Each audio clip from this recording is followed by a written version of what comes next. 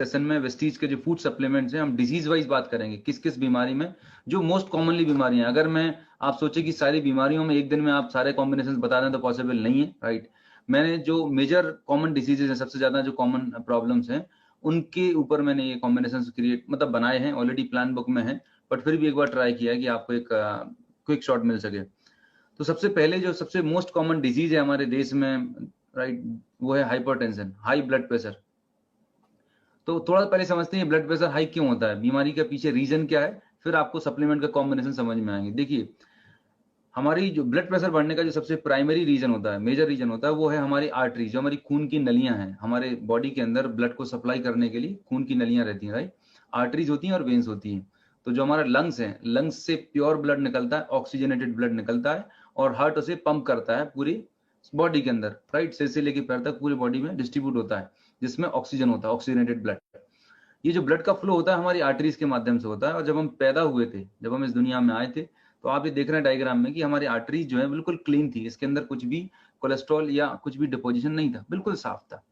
लेकिन जैसे जैसे हमारी एज बढ़ती है, हम बाहर का खाना पीना खाते हैं, हम हमारे घरों में हम जो ऑयल यूज कर रहे होते हैं, हम जो प्रोसेस फूड खाते हैं, इन सब चीजों में क्या होता है, जो बैड कोलेस्ट्रॉल होता है या जो कुकिंग ऑयल होता है, उसके अंदर कुछ ऐसे हार्मफुल ऑयल को मिक्स कर दिया जाता है, जिसको हम बोलते हैं पाम ऑयल, राइट। तो वो जो बैड कोलेस्ट्रॉल होता है या पाम ऑयल है या कोई भी ऐसी चीजें जो आपकी बॉडी में डाइजेस्ट नहीं हो सकती हैं, राइट, वो धीरे धीरे करके आपकी आर्टरी में डिपॉजिट होना शुरू हो जाता है, राइट। अब ये डिपॉजिट होते होते, ये डिपॉजिट होने की प्रोसेस है, जैसे हमारे बैंक में एक रिकरिंग डिपॉजिट होते हैं ना, उस आपके बैंक अकाउंट में धीरे धीरे करके डिपॉजिट होता रहता है, ठीक वैसे ही हमारी आर्टरी के अंदर एक ये रिकरिंग डिपॉजिट जैसा शुरू हो जाता है, बैड कोलेस्ट्रॉल का डिपॉजिट होना। अब ये डिपॉजिट होते होते एक सर्टेन पीरियड ऑफ टाइम आता है, जब एज 35-40 या जब ये 50-60% से ज्यादा डिपॉजिट हो चुका होता है। जब ये ज्यादा डिपॉजिट हो जाता है तो होता क्या है, हमारी आर्टरी का जो डायमीटर है, आर्टरी का डायमीटर कम हो जाता है। अब आर्टरी का जब डायमीटर कम हो जाएगा तो हमारा जो हार्ट है, इसको ब्लड को पंप करना है पूरी बॉडी के अंदर। तो आप जस्ट इमेजिन करिए, जो हमारा जो पानी का पाइप होता है, अगर आप उसे जोर से पकड़ लेते हैं तो कितना आपको प्रेशर फील होता है, क्योंकि पानी को निकलने की रास्ता ही नहीं बची। ठीक ऐसे ही हमारी आर्टरी के साथ में होता है, जब आर्टरी के अंदर बैड कोलेस्ट्रॉल डिपॉजिट होता है तो आर्टरी सक्रिय हो जाती है अंदर से, और आपके हार्ट को ब्लड को पंप करने में ज्यादा एफर्ट और ताकत लगानी पड़ती है। और यही वो रीजन है कि हमारा ब्लड का प्रेशर बढ़ जाता है। अब ब्लड प्रेशर बढ़ जाने से होता क्या है, हम डॉक्टर के पास जाते हैं, फिजिशियन के पास जाते हैं, और हमारा रूटीन चेकअप कराते हैं हम, ठीक है। सबसे पहला चेकअप वो आपको क्या रिकमेंड करते हैं, लिपिड प्रोफाइल आपको रिकमेंड करते हैं, राइट, ईसीजी रिकमेंड करते हैं। ये सब करने के बाद वो आपको कुछ मेडिकेशंस देते हैं, राइट। मेडिसिन जो आपको दी जाती हैं, राइट, एक खून को पतला करने वाली मेडिसिन आपको मिलती है, और एक बीपी को मेंटेन करने वाली मेडिसिन। ध्यान ये रखिएगा, यह सबसे मतलब इंपॉर्टेंट बात ये है कि जब कोई पेशेंट बीपी की मेडिसिन लेता है तो उसको कब तक उसको बेनिफिट समझ में आता है, कब तक उसको फायदा लगता है, जब तक उस टेबलेट का असर है, राइट। अगले दिन सुबह फिर उसे, अगर वो टेबलेट नहीं लेता है तो कोई घबराहट है, बेचैनी है, सिर में हैवीनेस लगने लगता है, तो फिर अगले नेक्स्ट डे मॉर्निंग उसको फिर वो टेबलेट लेनी पड़ती है। इसका मतलब ये हुआ कि जो टेबलेट कंज्यूम करते हैं, कोई भी बीपी पेशेंट्स हैं, हाइपरटेंसिव पेशेंट्स हैं, वो रूट कॉज पे काम नहीं कर रही है। आई रिपीट, जो भी बीपी शुगर की टेबलेट्स हैं, हाइपरटेंशन की टेबलेट हैं, वो रूट कॉज पे काम नहीं कर रही। रूट कॉज क्या था, हमारी आर्टरीज के अंदर डिपॉजिट कोलेस्ट्रॉल। वो इस कोलेस्ट्रॉल को रिमूव नहीं करती है, वो सिर्फ टेम्परेरी कुछ टाइम के लिए हमारी आर्टरी का जो डायमीटर कम हो गया था उसको डायलेट कर देती है। अगर ये इतना छोटा सा डायमीटर, इसको बढ़ा देगी, ये कम डायमीटर था, इसको बढ़ा दिया, तो जब आर्टरी का डायमीटर बढ़ जाएगा तो आपके हार्ट को ब्लड को पंप करने में एफर्ट नहीं लगाना पड़ेगा। इससे क्या होता है, तो जो बीपी होता है वो कुछ टाइम के लिए नॉर्मल हो जाता है। So the point is that कि हम सालों साल, जब से बीपी डायग्नोज होता है, 5, 10, 15 साल तक दवाइयां खाते रहते हैं, और दवाइयों की जो सिचुएशन है ऐसी होती है कि पहले 2 टैबलेट शुरू होती हैं, और जैसे जैसे बीमारी बढ़ती जाती है आपके नंबर ऑफ टैबलेट्स भी बढ़ते जाते हैं। इसका मतलब सिर्फ और सिर्फ सिम्प्टोमेटिक रिलीफ दिया जा रहा है, और पता चलता है कुछ टाइम के बाद हार्ट अटैक आ गया। डेफिनेटली जिन लोगों को बीपी शुगर की टैबलेट चल रही है उनको हार्ट अटैक भी आता है। फिर हार्ट अटैक के बाद ये देख रहे हैं बहुत कॉमन सा प्रोसीजर है जिसको हम बोलते हैं एंजियोप्लास्टी। एंजियोप्लास्टी में भी क्या किया जा रहा है, ये जो हमारी आर्टरी जो ब्लॉकेज है आपको दिख रहा है, जो नैरो आर्टरी दिख रही है, यहाँ पर एक कैथेटर से हमारे बॉडी के अंदर एक कैथेटर डाल के एक स्टंट प्लेस कर दिया जाता है। जो आप मेटल की जो वायर दिख रहे हैं, मैश दिख रहे हैं, इसको हम बोलते हैं स्टंट, कोरोनरी स्टंट। ये स्टंट को प्लेस कर दिया गया। लेकिन समझने वाली बात ये है, इसका जो डिटेल में डिस्क्रिप्शन है, आप कभी मेरा हेल्थ सेशन होता है उसका पूरा प्रॉपर वीडियो देखेंगे, आपको उसमें पूरा डिटेल में मैंने एक्सप्लेन किया हुआ है कि ये कैसे प्रोसेस होता है, बट अभी मैं जस्ट आपको ब्रीफ कर रहा हूँ, राइट, क्योंकि हमें काफी सारे डिसीज वाइज डिस्कस करना है। तो यहाँ पर जो ब्लॉक्ड साइट थी वहां पर आपने मेटल का वायर प्लेस कर दिया है, पर स्टिल जो ब्लॉकेज था, जो येलो कलर का डिपॉजिट था, वो एज इट इज आर्टरी में है। मेरा सवाल नेक्स्ट आपसे है, क्या एंजियोप्लास्टी करने के बाद दवाई बंद हो जाती है? नहीं होती है। क्यों? क्योंकि रूट कॉज पे काम नहीं किया जा रहा, सिर्फ टेम्परेरी जो आर्टरी ब्लॉक थी उसका रास्ता खोल दिया गया है। आपके बॉडी में जो डिपॉजिट होने की प्रोसेस है बैड कोलेस्ट्रॉल, वो तो अभी भी जारी है, राइट। फिर कुछ टाइम के बाद, आफ्टर 5 ईयर्स 10 ईयर्स बाद पहला हार्ट अटैक आता है तो एंजियोप्लास्टी होती है। अब जब दूसरा हार्ट अटैक आता है, जब दोबारा फिजिशियन के पास जाते हैं, तो अब वहां पर फिजिशियन बोलता है कि जो आपकी मेन आर्टरी है, कोरोनरी आर्टरी, वो पूरी तरह ब्लॉक है, 80-90% ब्लॉकेज है। अब यहाँ पर एंजियोप्लास्टी करने की कोई गुंजाइश नहीं है, there is scope for angioplasty. आप क्या करना पड़ेगा? Now there is an option of bypass. आप जिस भी शहर में रहते हैं, हर बड़े शहर के अंदर जब ट्रैफिक ज्यादा होता है तो शहर के बाहर से, सिटी के बाहर से आपके पास एक बाईपास रास्ता होता है। ऐसे ही हमारे हार्ट के लिए एक बाईपास रास्ता बना दिया जाता है। ये अब जो ब्लड का फ्लो होगा, जो ब्लॉक्ड वाला पैसेज है वहां से नहीं होगा, बाईपास से होने वाला है। So it's called bypass surgery. Again यहाँ पर 5-7 लाख रुपए का खर्चा होता है।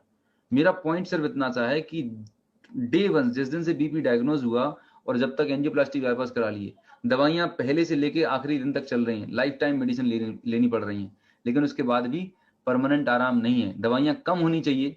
ट्रीटमेंट का मतलब होता है मेडिसिन का कम हो जाना या बंद हो जाना, बट ये कैसा ट्रीटमेंट चलाया है मेडिकल साइंस में, एलोपैथी में, कि यहाँ पर दवाइयां बंद होने का नाम ही नहीं ले रही हैं, राइट। दवाइयां बढ़ती जा रही हैं। इसका एक ही फंडामेंटल है। Since I was in the pharmaceutical industry for almost 8 to 10 years, उनका एक ही थॉट प्रोसेस है कि ये जो बीमारियां हैं इनको हम क्रॉनिक फॉर्म में कन्वर्ट कर दें। इन बीमारियों को हम ऐसे कन्वर्ट कर दें कि यहाँ पर मर्ज भी जिंदा रहे और मरीज भी जिंदा रहे। मतलब आपकी बीमारी भी एग्जिस्ट करना चाहिए और जो पर्सन है वो भी सर्वाइव करना चाहिए। क्यों? क्योंकि अगर पर्सन ही खत्म हो जाएगा तो फिर आपको रेवेन्यू जनरेट कैसे होगा, और बीमारी ठीक हो जाएगी तो अगली बार आप पैसा कैसे निकालेंगे। तो ये एक सोची समझी प्लानिंग है और जिसके तहत ही सब कुछ चल रहा है। लेकिन मैं आपको बता दूं, गुड न्यूज ये है, हमारे हिंदुस्तान में आयुर्वेदा में इतने शानदार सोल्यूशन हैं, लाइफस्टाइल मॉडिफिकेशंस हैं, अच्छे हैबिट्स हैं, डाइटरी हैबिट्स हैं। अगर उनको आप अडॉप्ट कर लेते हैं तो मैं आपको बता रहा हूँ इन सब की नौबत नहीं आने वाली। आप इनको प्रिवेंट कर सकते हैं, प्रोटेक्ट कर सकते हैं अपने आप को और अपनी फैमिली को। तो द पॉइंट जो मैं आपको बताने वाला हूँ वो जो आपकी आर्टरी के अंदर ये जो बैड कोलेस्ट्रॉल है, इसको बोलते हैं हम LDL, राइट। इसको रिमूव करने के लिए एक अच्छा कोलेस्ट्रॉल भी होता है, एक गुड कोलेस्ट्रॉल भी होता है, एक गुड फैट भी होता है जिसको हम बोलते हैं HDL, राइट। इसको हम ओमेगा 3 भी बोलते हैं। प्रॉब्लम ये है कि ओमेगा 3 जो है हमारा ह्यूमन बॉडी खुद से सिंथेसाइज नहीं कर सकता। We can not synthesize omega 3। हमें ओमेगा 3 खाने से ही लेना होगा, राइट। अब खाने में किस में मिलता है ओमेगा 3? खाने में मिलता है आपको अखरोट में मिलता है, राइट, वॉलनट में मिलता है, ऑलिव ऑयल में मिलता है, फ्लेक्स सीड्स में मिलता है और मछली में, सैल्मन फिश में मिलता है। ये 4 ऐसी खाने पीने की चीजें हैं जिसमें ओमेगा 3 सफिशिएंट क्वांटिटी में मिलता है। अब मेरा आपसे सवाल ये है कि जब से आप पैदा हुए हैं और आज तक आपकी जितनी भी एज है, आपने कितनी बार ओमेगा 3, कितने बार अखरोट खाए, कितने बार आपने ऑलिव ऑयल में खाना पका के खाया? शायद नहीं खाया होगा। और वही एक रीजन है हिंदुस्तान में हर दूसरा तीसरा इंसान क्यों बीपी का मरीज बन रहा है, क्योंकि जब से हमारे घरों में रिफाइंड ऑयल कंज्यूम करना शुरू किया है, डिपॉजिट हो रहा है। आपने बहुत सारे ऐसे लोग देखे होंगे जो नॉनवेज नहीं खाते, जो ड्रिंक नहीं करते, दुबले पतले, लेकिन फिर भी उन्हें हार्ट अटैक आ गया, राइट। उसका सबसे बड़ा रीजन है हमारे डाइट में ओमेगा 3 का एब्सेंस होना। ये एक one of the biggest reason है। अगर हम बचपन से ही शुरू से ही ओमेगा 3 खाते रहते थे तो ओमेगा 3 क्या करता था? ओमेगा 3 जो है, ये जो बैड कोलेस्ट्रॉल डिपॉजिट हुआ है हमारी आर्टरी में, इसको रिमूव कर देता था और नया जो बैड कोलेस्ट्रॉल डिपॉजिट होने की जो प्रोसेस है उसको ब्लॉक कर देता। इस प्रोसेस को हम बोलते हैं एथेरोस्क्लेरोसिस, राइट। आपके आर्टरी में जो बैड कोलेस्ट्रॉल डिपॉजिट होता है उस प्रोसेस को बोलते हैं एथेरोस्क्लेरोसिस। इस प्रोसेस को ब्लॉक कर देता है ओमेगा 3। इतना पावरफुल न्यूट्रिशन है, राइट। अब एक तरीका तो ये कि आप उसे आज से अपने खाने में खाना शुरू कर दें, आप अखरोट खाना शुरू कर दें, आप ऑलिव ऑयल में खाना खाएं या फ्लेक्स खाएं। अगर आप सफिशिएंट क्वांटिटी में ले सकते हैं तो बहुत अच्छी बात है। लेकिन पॉइंट ये है कि हम बहुत सारे लोग 1-2 पीस अखरोट के खा लेते हैं, 1 चम्मच उन्होंने थोड़ा सा कभी कभार अलसी खाने लगे, बिकॉज बहुत सारा अवेयरनेस आ गया, यूट्यूब पर सब जगह न्यूज चैनल में दिखाया जाता है अलसी खाना चाहिए तो खाना शुरू कर दिया। But again my dear friends, कोई भी चीज असर तभी करती है, उसका रिजल्ट तभी मिलता है जब आप उसे प्रॉपर डोज में लेते हैं, राइट। चाहे वो मेडिसिन है, चाहे वो हेल्थ सप्लीमेंट्स है। सो अगर आप थोड़ा सा अखरोट खा भी रहे हैं, राइट, या थोड़ा सा आप फ्लेक्स ले रहे हैं, उसमें उतना ओमेगा 3 नहीं मिलेगा जिससे आपके ब्लॉकेज क्लियर हो सके, राइट। तो अगर आपको कंसिस्टेंट और इफेक्टिव रिजल्ट चाहिए तो एक बहुत अच्छा स्मार्ट सोल्यूशन है जहां पर आपको सप्लीमेंट्स आपको बताए जाते हैं, तब यहाँ पर आता है वेस्टीज के फूड सप्लीमेंट्स। तो मैं आप आगे आने वाली स्लाइड्स में शेयर करता हूँ कि कौन कौन से सप्लीमेंट्स आपको लेना जरूर है। Omega 3 is one of the important supplements, along with this उसके साथ में कॉम्बिनेशन होंगे। जब बीपी डायग्नोस होता है, राइट, तो मेन चीज है, मैं आपको कुछ ये पैरामीटर्स हैं, चूंकि हम वेलनेस इंडस्ट्री में डील कर रहे हैं, तो आपको ये कुछ पैरामीटर्स, आपको कुछ रीडिंग्स के बारे में आपको इन्फॉर्मेशन होनी चाहिए कि जब आप किसी पर्सन से कंसल्ट कर रहे हैं, बातचीत कर रहे हैं। मैं आपको यहाँ पे नहीं बोल रहा हूँ कि आपको बहुत एक्सपर्ट बनना है, पर at least you should have an idea कि किसी भी हेल्थ जो मेजर बीमारियां हैं उनमें नॉर्मल पैरामीटर कितना होना चाहिए, राइट, या नॉर्मल रेंज क्या होती है। इससे आपको कम्युनिकेशन करने में अच्छा लगेगा, और जब आप किसी से बात करेंगे तो सामने वाले को लगेगा कि आपके अंदर नॉलेज है, you are a knowledgeable person. आप एज अ कंसल्टेंट बिहेव करेंगे रादर देन हमें सेल्समैन की तरह काम नहीं करना है। तो एज अ कंसल्टेंट कब काम कर पाएंगे, जब आपके पास प्रॉपर नॉलेज होगी, आपके पास आइडिया होगा। तो यहाँ पर ब्लड प्रेशर का चार्ट दिया हुआ है, यहाँ पर आप देख रहे हैं सिस्टोलिक और डायस्टोलिक। सिस्टोलिक और डायस्टोलिक का मतलब क्या होता है? सिस्टोलिक मतलब जब ब्लड को पंप करते हैं, जब हार्ट श्रिंक होता है, जब फोर्स करता है, तब ताकत लगती है और सिकुड़ता है और फैलता है, सिकुड़ता है और फैलता है। तो सिस्टोलिक मतलब सिकुड़ता है, और डायस्टोलिक मतलब अपनी ओरिजिनल सिचुएशन में आता है। Systolic and diastolic. तो सिस्टोलिक जो होता है 120 होता है नॉर्मल रेंज में, और 80 तक, 120/80 जो होता है it's a normal blood pressure. इसको हम नॉर्मल बीपी कंसिडर करते हैं। अब अगर आप किसी भी पर्सन का बीपी 120 to 129 आ रहा है, तो इसका मतलब थोड़ा सा बीपी हायर साइड पे है। अभी उसे बीपी की बीमारी हम नहीं बोल सकते, पर थोड़ा सा बढ़ा हुआ है, एलिवेटेड है। अब 130 से 139 जा रहा है तो हाई ब्लड प्रेशर है, अब वो बीपी की कैटेगरी में आ जाएगा, राइट। जो सिस्टोलिक है 130 to 139, डायस्टोलिक 80 to 89 के बीच में होगा, तो it can be considered as a high blood pressure category 1। फिर उसके बियॉन्ड जाता है, 140 से अबव जाएगा तो हाई ब्लड प्रेशर कैटेगरी 2, और 180 अबव जा रहा है, इसका मतलब बहुत ही क्रिटिकल सिचुएशन है, हमें तुरंत मेडिकल सलाह लेने की जरूरत पड़ती है, राइट। तो ये बीपी की रीडिंग्स होती हैं। जनरल रीडिंग, जनरल कितना होना चाहिए? 120/80 is a normal blood pressure. अब इसके नीचे जा रहा है तो उसे लो बीपी बोलेंगे, इससे हायर साइड जा रहा है तो हाई बीपी बोलते हैं, राइट। तो दोनों तरह की प्रॉब्लम होती है, हाइपरटेंशन होता है और हाइपोटेंशन, लो बीपी और हाई बीपी। पर ज्यादातर केसेस जो होते हैं, majority of the cases you will find of hypertension. अब डॉक्टर जो सजेस्ट करते हैं आपको लिपिड प्रोफाइल की, ये जो रिपोर्ट होती है, ब्लड टेस्ट हम करवाते हैं और हमारा कोलेस्ट्रॉल की हम जांच कराते हैं, तो उसमें कुछ पैरामीटर्स आते हैं, लिपिड प्रोफाइल होती है। लिपिड तो एक तरीके का कोलेस्ट्रॉल है, पर कोलेस्ट्रॉल की कुछ वेराइटीज होती हैं। तो यहाँ पर जो पहला पैरामीटर दिख रहा है टोटल कोलेस्ट्रॉल, राइट। जो डिजायरेबल रेंज है, फर्स्ट रेंज आप दिख रहे हैं, बॉर्डर लाइन और हाई रिस्क, ये 3 लाइन आप देख रहे होंगे। पहला है डिजायरेबल, मतलब इतना होना चाहिए। बॉर्डर लाइन मतलब यहाँ पर आपको थोड़ा सा कॉशियस होने की जरूरत है। और हाई रिस्क मतलब इस बॉर्डर लाइन से अगर थोड़ा बाहर जाएंगे तो आपको ये बीमारी हो चुकी है और आपको तुरंत मेडिकल एडवाइस लेने की जरूरत है। So this is what desirable, border line and high risk. Cholesterol का जो रेंज है लेस देन 200 mg/डेसीलीटर होना चाहिए। जब आपकी ब्लड रिपोर्ट आती है, जनरली किसी भी रिपोर्ट में ये रेफरेंस रेंज लिखी रहती है, टेस्ट रेंज लिखी रहती है और रेफरेंस रेंज लिखी रहती है। तो यहाँ पर लेस देन 200 mg कोलेस्ट्रॉल होना चाहिए। ट्राइग्लिसराइड जो होते हैं, ये सब के सब जो हैं, ट्राइग्लिसराइड भी अगेन हार्मफुल होता है हमारे बॉडी के लिए। अगर ये टीजी लेवल बढ़ रहा है तो ये इंडिकेट कर रहा है कहीं ना कहीं हाइपरटेंशन की प्रॉब्लम या आने वाले टाइम में कार्डियोवास्कुलर डिजीज होने वाली है। तो ये लेस देन 150 होना चाहिए डिजायरेबल। एचडीएल जो होता है, एचडीएल हाई डेंसिटी लिपोप्रोटीन, ये होता है गुड कोलेस्ट्रॉल। एचडीएल जो होता है वो गुड कोलेस्ट्रॉल होता है, और एलडीएल जो होता है ये बैड कोलेस्ट्रॉल होता है, राइट। तो ये जो रीडिंग्स हैं, इन रीडिंग के हिसाब से हमें होना चाहिए।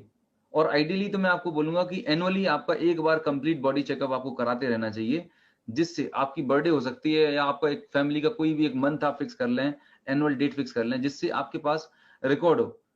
इससे फायदा ये होता है कि जब आप एनुअल अपना चेकअप कराते हैं तो you are aware of the fact कि आपकी अगर ब्लड रिपोर्ट से फॉर एग्जांपल कोलेस्ट्रॉल का लेवल लेस देन 200 होना चाहिए, पर आपकी रिपोर्ट में 220 आया या 210 आया, इसका मतलब अभी आपको तुरंत करेक्टिव मेजर्स लेने की जरूरत है। क्योंकि अगर आपने अभी कंट्रोल नहीं किया तो आने वाले टाइम में ये 240 250 चला जाएगा and you will be under risk.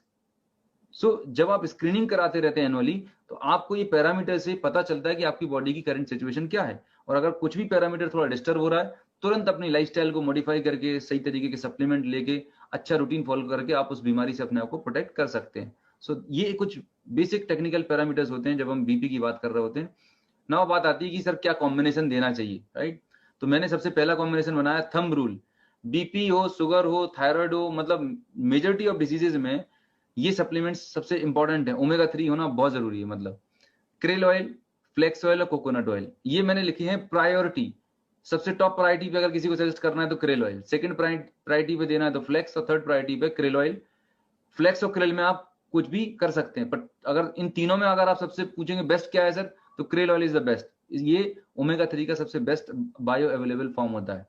अब यहाँ पर एक चैलेंज आता है कि सर अगर कोई वेजिटेरियन है तो क्या करें, तो डेफिनेटली आपको फिर फ्लेक्स ऑयल या कोकोनट ऑयल की तरफ जाना पड़ेगा। अगर किसी को वेज नॉन वेज का फर्क नहीं पड़ता तो गो हेड फॉर क्रेल ऑयल, पहला पैरामीटर। दूसरा पैरामीटर, अगर आप किसी ऐसे पर्सन को मिल रहे हैं जो अफोर्डिंग नहीं है, हमेशा ध्यान रखिएगा कि जब आप किसी से आप कंसल्ट करते हैं, डिस्कस करते हैं, उसकी हेल्थ के बारे में जानते हैं, सबसे पहले आपको उसकी फाइनेंशियल सिचुएशन अंडरस्टैंड करनी है कि उसका प्रोफेशनल बैकग्राउंड क्या है, उसकी सोशल इकोनॉमिक स्टेटस क्या है, वो कितने तक अफोर्ड कर सकता है। तो हमेशा आपको उसकी जगह बैठ के आपको देखना है कि वो कितना अफोर्ड कर सकता है और आप कितना अच्छा कॉम्बिनेशन मिनिमम में बना के दें जिससे उसको अच्छे रिजल्ट मिले, राइट। तो अफोर्डेबिलिटी फैक्टर भी यहाँ पे काम करता है। अब जैसे क्रेल ऑयल की बात करूं तो 1000 रुपीज का बॉटल आता है, लेकिन फ्लेक्स ऑयल आता है 500 की बॉटल, राइट। और आपको लग रहा है कि मुझे 2 से 3 कॉम्बिनेशन देना है, 1000 से 1500 का मुझे सप्लीमेंट देना जरूरी है, तो फिर यहां पर हमें अपना कॉमन सेंस यूज करना है। तो दो चीजें, सबसे पहले तो आपने पर्सन को आइडेंटिफाई किया, पहले डिसीज आइडेंटिफाई किया, फिर डिसीज की सीवियरिटी, वो कितनी कॉम्प्लिकेटेड डिसीज है, उसके बाद उसकी फाइनेंशियल सिचुएशन। इन तीनों को ध्यान में रखते हुए आपको कॉम्बिनेशन आपको सजेस्ट करने। अब यहाँ पर मैंने जितने चार्ट में बताए हैं, जरूरी नहीं है आपको सारे कॉम्बिनेशन देना बहुत जरूरी है, पर एटलीस्ट किसी भी चार्ट में शुरू के जो 3 कॉम्बिनेशन है, 3 प्रोडक्ट्स, ये तो मैंडेटरी है, असेंशियल है, ये तो देना ही देना है।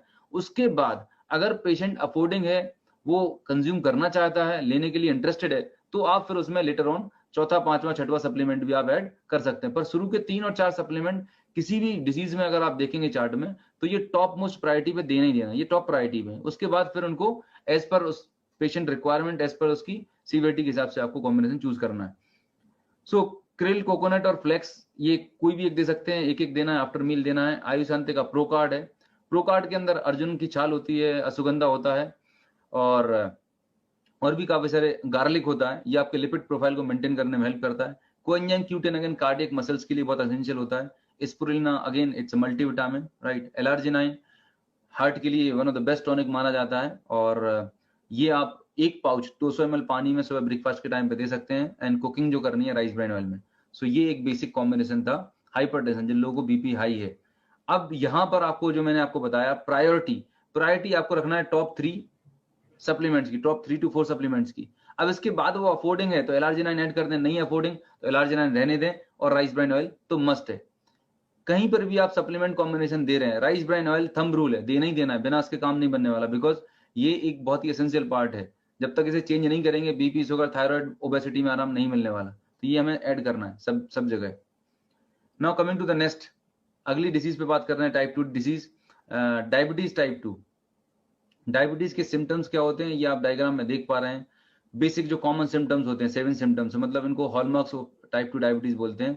ब्लड विजन, आंखों में मतलब दिखाई प्रॉपर नहीं दे रहा होता है, बार बार भूख लग रही होती है, बार बार यूरिनेशन का मन करता है ना। अगर कहीं चोट लग जाती है तो देर से घाव बढ़ता है। फंगल इन्फेक्शन जो है वो चांसेस बढ़ जाते हैं। अनएक्सपेक्टेड वेट लॉस भी हो जाता है कई बारी। हाथ पैरों में जो होता है ना, पैरों के एंड पे, हाथों के एंड पे, जब डायबिटीज एक्सट्रीम पे होती है, 300-400 के पार चली जाती है, तो ये और ज्यादा कॉम्प्लिकेशन हो जाते हैं, राइट। अब जब ब्लड शुगर रिपोर्ट आती है आपकी, तो उसमें आज की डेट में एक और नया टर्म आ चुका है जिसको बोलते हैं A1C, HbA1c। पहले जो हम ब्लड टेस्ट करते थे तो सीधा एक रैंडम शुगर करते थे और 2 घंटे की बाद की शुगर करते थे। बट आज की डेट में जो सबसे परफेक्ट, अगर हमें ब्लड टेस्ट का मेजरमेंट करना है कि एक्चुअली में ब्लड शुगर लेवल क्या है, तो जो A1C आप देख रहे हैं, HbA1c, जो फर्स्ट कॉलम में देख रहे हैं लेफ्ट साइड में, ये आपकी पिछले 2 से 3 महीने का एवरेज ब्लड शुगर बताता है। HbA1c जो होता है वो आपका पिछले 2 से 3 महीने का एवरेज ब्लड शुगर बताता है। बाकी नॉर्मल जो शुगर लेवल होते हैं वो आपका इंस्टेंट, मतलब आज आपने जो आपका ब्लड में कितना है वो शुगर बताता है। तो अगर आपको डायबिटीज मॉनिटर करनी है तो ग्लूकोमीटर से तो आप रेगुलर बेसिस पे करते हैं, बट जो सही तरीका है वो HbA1c है, जो आपको एक मेजर्ड आइडिया देता है ब्लड शुगर लेवल का। तो जिनको नॉर्मल लोगों को अगर देखा जाए ब्लड टेस्ट में, अगर आपका HbA1c 5 है तो कोई प्रॉब्लम वाली बात नहीं, आपका शुगर लेवल नॉर्मल है। नॉर्मल पर्सन की शुगर जो है, फास्टिंग मतलब रात को सोए और सुबह बिना कुछ खाए अगर आपने ब्लड टेस्ट कराया तो अराउंड 100 और उसके बिलो होना चाहिए, 99 और उसके बिलो होना चाहिए। और खाना खाने के 2 घंटे बाद आपका 140, मतलब 100 टू 140 के बीच में होना चाहिए आपका नॉर्मल शुगर। जब आपके शुगर लेवल बढ़ते हैं तो एक सिचुएशन होती है प्री डायबिटिक।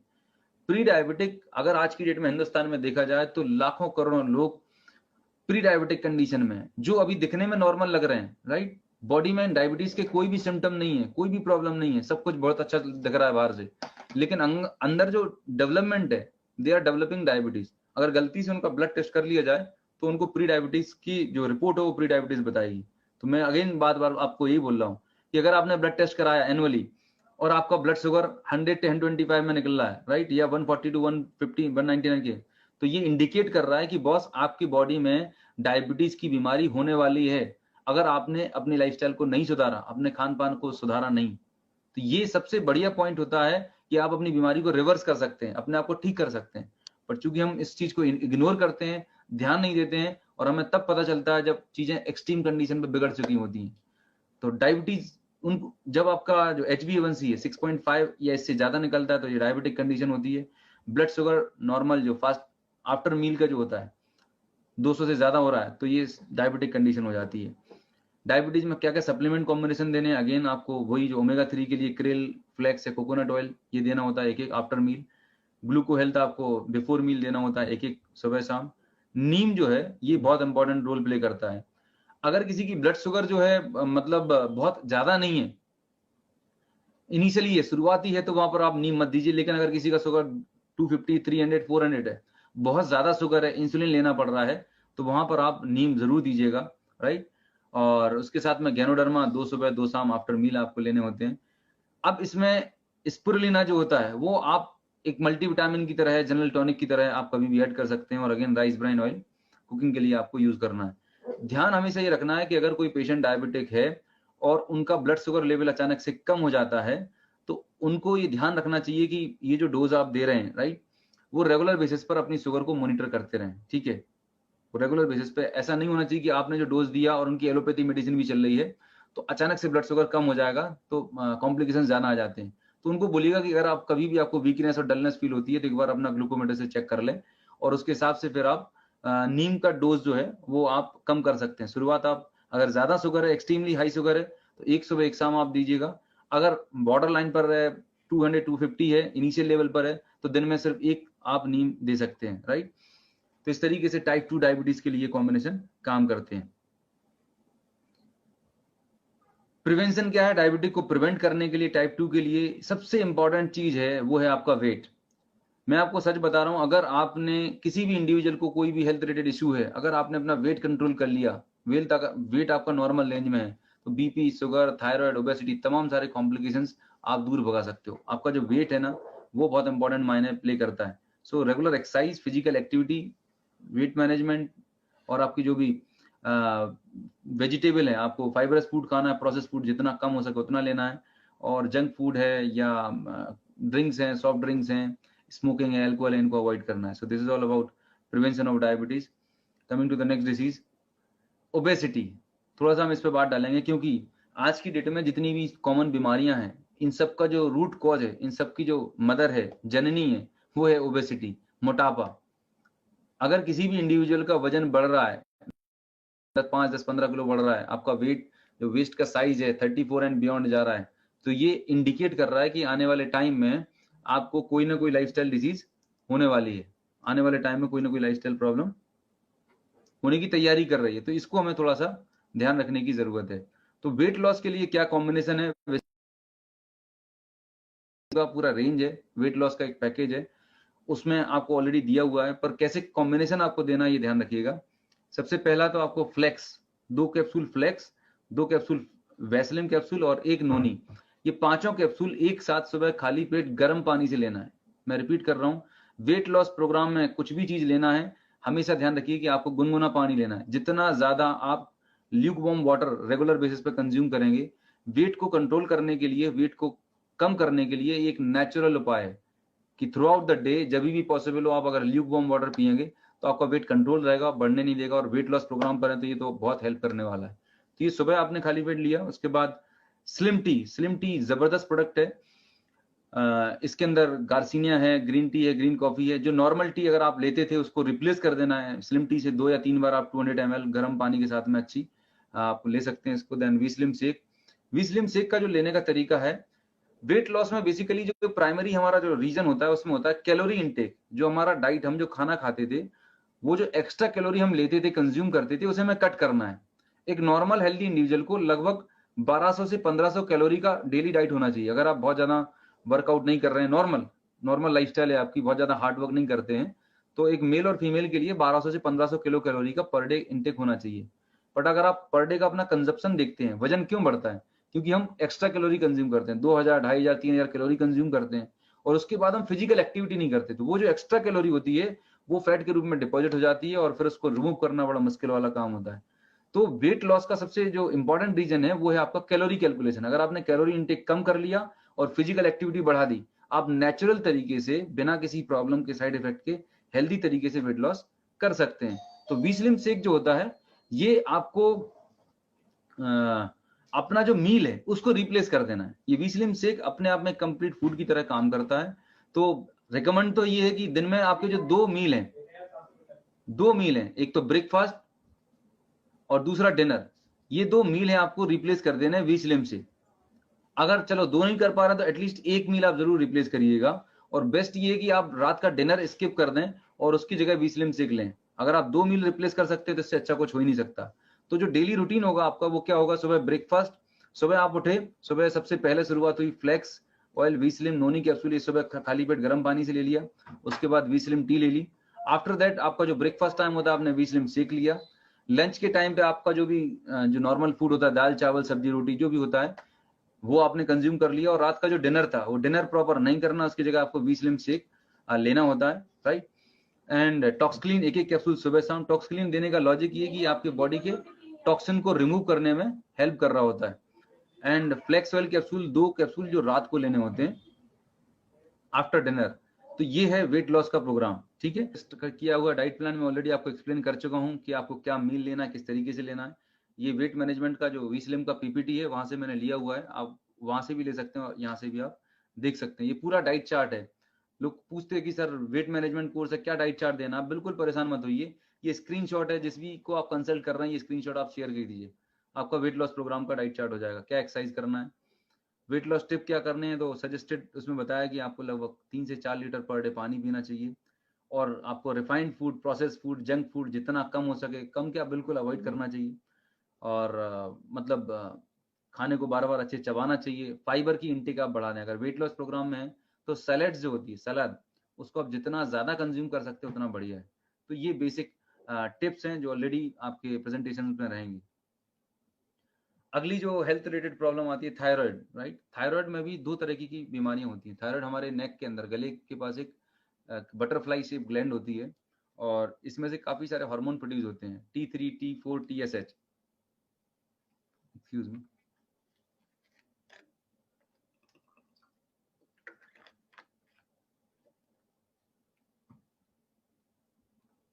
थायराइड जो होती है, अब थायराइड का काम क्या होता है? थायराइड का फंक्शन होता है हमारे बॉडी में ये T3, T4, TSH हार्मोन को प्रोड्यूस करना। ये हार्मोन का काम क्या होता है? ये हार्मोन हमारे बॉडी में मेटाबॉलिज्म, राइट, हमारे बॉडी में जो एनर्जी प्रोडक्शन हो रहा है, हमारे बॉडी की बहुत सारी जो लाइफ लिविंग प्रोसेस हो रही हैं, उन सबको रेगुलेट करने का काम कर रहा होता है। बहुत ही इंपॉर्टेंट, बहुत ही क्रिटिकल हार्मोन होता है। और इसमें अगर बैलेंस बिगड़ गया तो यूं समझिए कि बहुत, मतलब तमाम सारे बॉडी में कॉम्प्लिकेशंस आ जाते हैं, ठीक है। तो पहले थायराइड की हम प्रॉब्लम्स को समझते हैं, फिर मैं आपको इस कोर्स के बारे में बताता हूँ कि क्या क्या कोर्स आपको करना चाहिए। देखिए, जब थायराइड ग्लैंड में कम मात्रा में थायराइड होता है, ठीक है, हाइपोथायराइडिज्म होता है और हाइपर होता है। हाइपो मतलब कम और हाइपर मतलब ज्यादा। ज्यादातर केसेस में, जो केसेस में और खासकर फीमेल्स में थायराइड की प्रॉब्लम ज्यादातर देखी जाती है, हाइपोथायराइड की। हाइपोथायराइड के सिम्टम्स क्या होते हैं? सबसे पहला सिम्टम होता है हेयर लॉस, राइट। सोचने में थोड़ा सा क्लैरिटी से नहीं सोच पाते हैं, राइट। और हार्ट रेट थोड़ी सी कम चलती है, बीपी लो हो जाता है। बहुत जल्दी थकावट होती है, टायर्डनेस, मतलब दिन भर आपको टायर्डनेस रहती है। अनएक्सपेक्टेड वेट गेन होता है। मतलब ऐसे लोग ये बताते हैं कि सर हम बिल्कुल भी नहीं खाते, 1 रोटी 2 रोटी दिन भर में खाते हैं, बहुत कम खाना खाते हैं, लेकिन अनएक्सपेक्टेड वेट गेन हो रहा है। ये इंडिकेट कर रहा है हाइपोथायराइड की वजह से, राइट।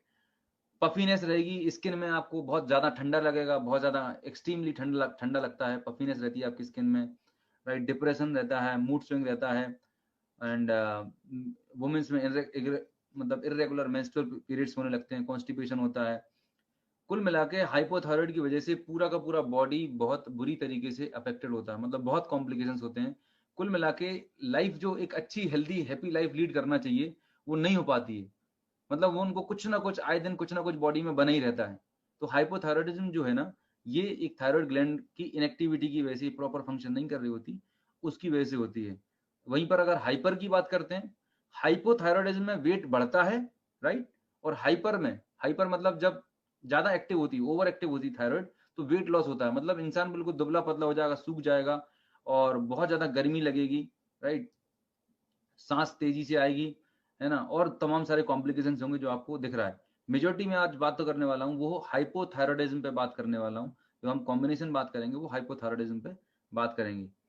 तो क्या होगा, किस तरीके से होता है, लेट्स अंडरस्टैंड।